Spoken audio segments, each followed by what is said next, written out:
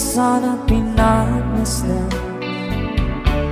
ang iyong ganda, at hindi na rin pinansin pa bawat ngiti mong may gayuma. Dahil sa akala ko di ako iibig sa'yo, ikaw pala ang naakit sa puso ko. One more time.